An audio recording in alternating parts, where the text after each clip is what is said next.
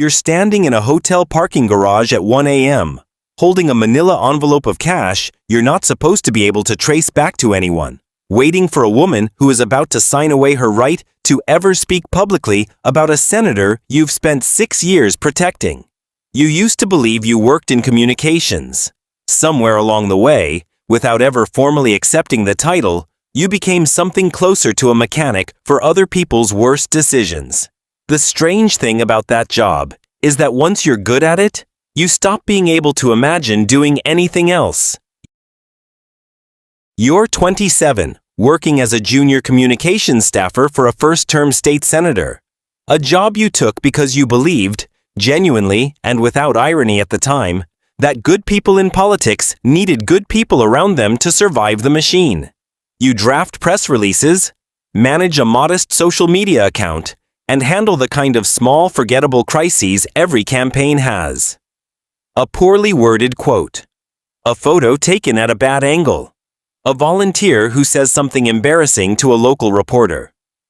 Your college friend Marcus, who works local news at a small paper 2 counties over, still believes journalism can hold power accountable in some meaningful way. The two of you argue about it good-naturedly over beers every few weeks. Him defending the idea that transparency wins in the end, you increasingly convinced that transparency is just a story that hasn't found its handler yet. The first real scandal that lands on your desk is small by the standards of what comes later. The senator's chief fundraiser is caught padding expense reports, roughly $40,000 over 18 months. Nothing criminal on its face. More embarrassing than illegal. Your boss asks you to manage the story before it reaches the local paper, which happens to be the paper Marcus works for. You call in a favor with an editor you've cultivated a relationship with, framing the story as a minor bookkeeping error already corrected internally. Technically true, meaningfully incomplete. The story runs 3 paragraphs on page 9 instead of the front page piece it would have been, and nobody outside the office ever fully understands what actually happened.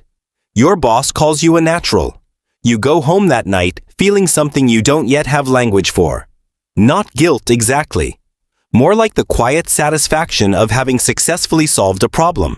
The same feeling you'd get finishing a difficult crossword. Except the crossword was made of someone else's misconduct. Word spreads inside the party the way it always does, quietly, through people who need someone discreet more than they need someone honest. Within 2 years, you're no longer just staff for one senator. You're the person 3 different offices call when something needs to disappear before a news cycle catches it. Working freelance, paid in cash retainers that don't show up on any campaign finance disclosure because they're technically for strategic communications consulting, a phrase vague enough to mean almost anything. You develop actual expertise, the kind that would be impressive in any other context. How to time a damaging story's release for the lowest traffic news day of the year. How to identify which reporters can be managed with access and which ones need to be discredited preemptively. How to draft a non-disclosure agreement specific enough to hold up legally, but vague enough that the person signing it doesn't fully understand what they've traded away. The senator you started with, now in his second term, calls you personally for the first time about something that isn't a bookkeeping error.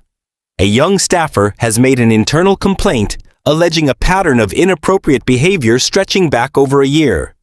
You handle it the way you've handled everything else. A settlement, a non-disclosure agreement, a quiet resignation framed publicly as the staffer pursuing new opportunities.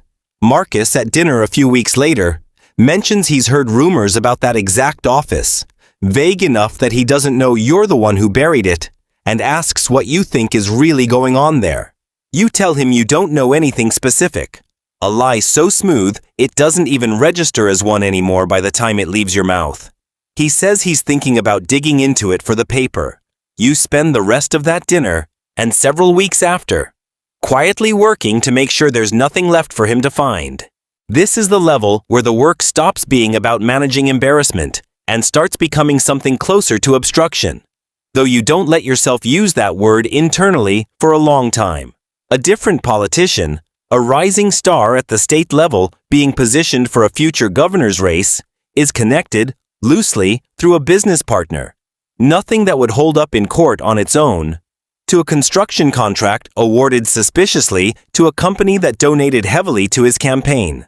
An investigative reporter starts making calls.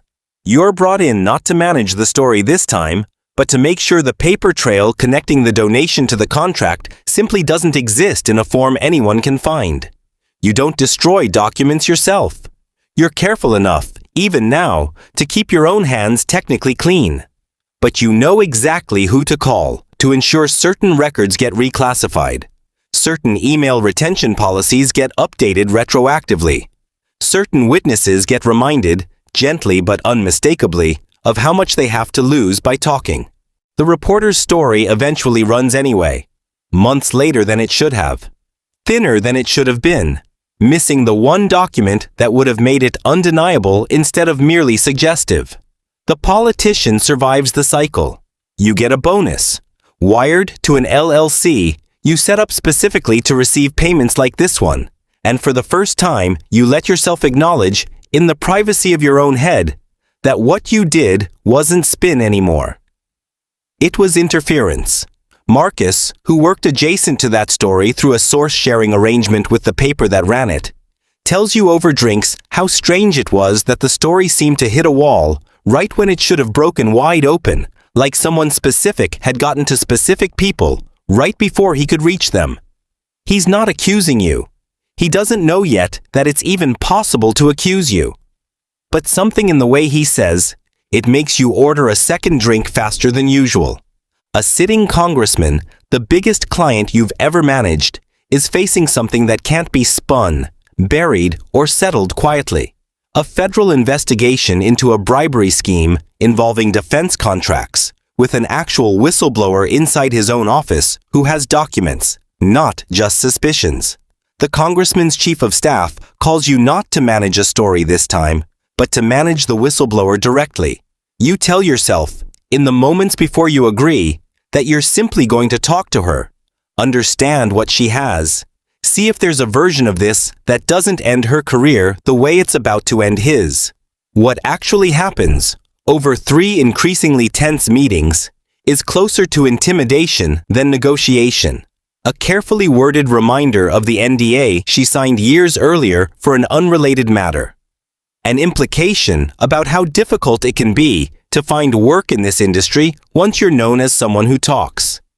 A settlement offer large enough to function as both compensation and silence. She takes the deal. You tell yourself it's still technically legal. A distinction that matters less and less to you the more times you have to repeat it internally to keep functioning. The investigation stalls without her cooperation, though it doesn't disappear entirely. Federal investigations rarely die all at once. They just go quiet for a while, gathering elsewhere. You don't know yet, in this moment, that a version of this exact meeting, recorded on a phone you didn't know she was carrying, is sitting on a hard drive that will resurface in 14 months. Marcus, by this point, has moved from the small paper to a regional outlet with an actual investigative desk, and he's the one, eventually, who gets a tip about a fixer connected to 3 separate scandals across 3 separate offices over the past several years. A pattern nobody had thought to connect until someone finally laid the timeline out side by side. He doesn't know it's you when the tip first comes in. It takes him another 6 weeks of careful, patient reporting, the kind he always said mattered more than speed, before your name surfaces as the common thread. Marcus calls you before the story runs, which surprises you more than almost anything else that's happened in the entire arc of this career. Not a hit piece ambush, not a no-comment trap, just a phone call from someone who's known you for over a decade asking directly whether the pattern he's found is real. You could lie to him. You've lied to him before, smoothly, without hesitation. This time you don't. You tell him enough of the truth that he doesn't need to ask a second time. The story runs 3 weeks later. Thorough and devastating in the specific way only patient reporting can be. Naming you not as a criminal mastermind, but as something the piece describes, almost clinically, as The quiet infrastructure that lets political misconduct survive its own exposure.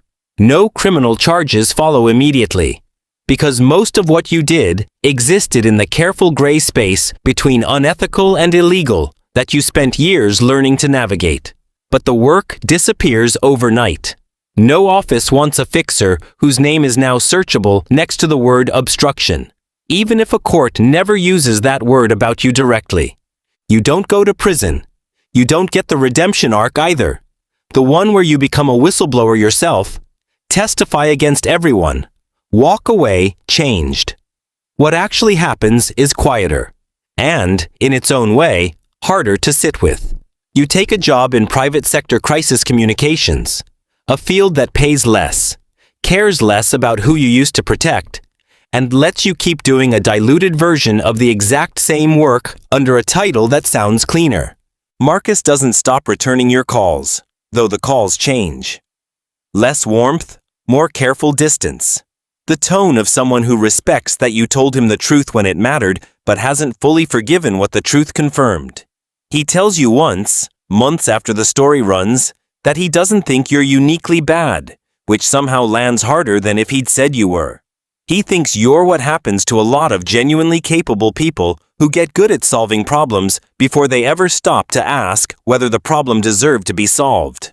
You still think sometimes about the version of yourself standing in that first office at 27, believing good staffers made good politics survive.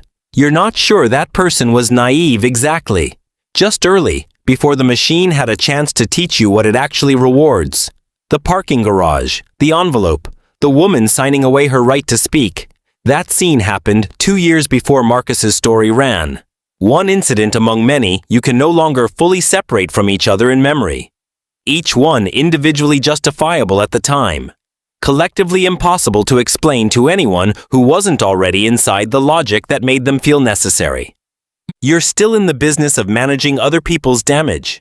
You've just stopped pretending, even to yourself, that managing it and causing it were ever as different as you needed them to be.